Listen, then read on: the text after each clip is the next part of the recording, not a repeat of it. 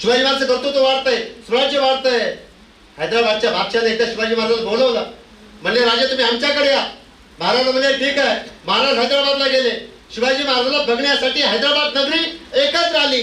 दोन्ही रस्त्याच्या दोन्ही बाजूनं प्रचंड माणसं उभी आहेत. महाराज हत्तीवरती बसले, त्या मेघडंबरीमध्ये बसले आहेत. लोक शिवाजी महाराजांना बघतायत, फुलांचा वर्षाव करतायत, शिवरायांच्या जय जयकार करतायत. हैदराबाद नगरीमध्ये छत्रपती शिवाजी महाराजांचं अत्यंत मोठ्या प्रमाणात जोरदार स्वागत झालं गेलं. काही दिवस शिवाजी महाराज थांबले. चर्चा सुरू झाली. एके दिवशी चर्चा करता करता तिथला बादशाह जो आहे तो म्हणाला, महाराज तुमच्याकडे किल्ले किती आहेत? महाराजांनी सांगितलं माझ्याकडे एवढे किल्ले आहेत, घोडदळ एवढा आहे, माझ्याकडे मावळे एवढे आहेत. पण तो बादशाह शिवाजी महाराजांना म्हणाले, महाराज तुमच्याकडे घोडदळ आहे, किल्ले आहेत, मावळे आहेत, पण तुमच्याकडे हत्ती आहेत का? हत्ती. शिवाजी महाराजचं सगळं स्वराज्य दऱ्याखोऱ्यामध्ये आपले गड किल्ले आहेत. त्या दऱ्या डोंगरामध्ये हत्तीला चालणं युद्ध करणं अवघड गोष्ट होती. शिवाजी महाराज म्हणाले, बादशाह माझ्याकडे हत्ती नाहीत, पण हत्तीच्या ताकदीची माणसं माझ्याकडे आहेत. हत्ती नाही माझ्याकडे, पण हत्तीच्या ताकदीची माणसं माझ्याकडे आहेत. तर बादशाह म्हणाला की आमच्या इथं पिसाळलेला हत्ती आहे, त्या हत्तीशी लढणारा तुमचा एखादा मावळा आहे का?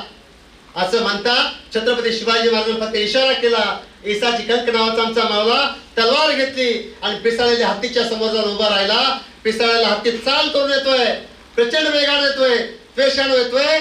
आणि बाकीच्या ती बसलेली लोक जे आहेत त्यांना वाटले की आता एसाची कंकचं काही खरं नाही. लोकांनी डोळे मिटले, मुठ्या ओळल्या आणि काही क्षणामध्ये अत्यंत धावून येणाऱ्या त्या हत्तीला धाराती पाडण्याचं काम एसाजी कंकनं केलं. लोकांनी टाळ्या वाजवल्या.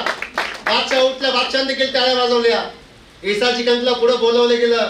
त्या बादशाहनं गळ्यातल्या सोन्याच्या खंडा काढल्या आणि एसाजी कंकच्या गळ्यात घातल्या आणि सांगितलं, एसाजी तू खूप बहादर आहेस, खूप बहादुरकीचं काम केलास.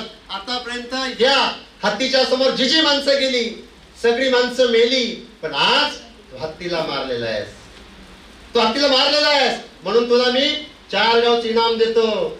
बघा त्या एसाजी कंकची निष्ठा काय असते. आज आम्ही लोकशाहीमध्ये जगतो.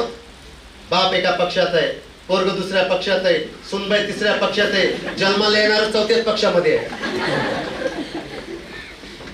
म्हणजे आमच्याकडे निष्ठा नाही.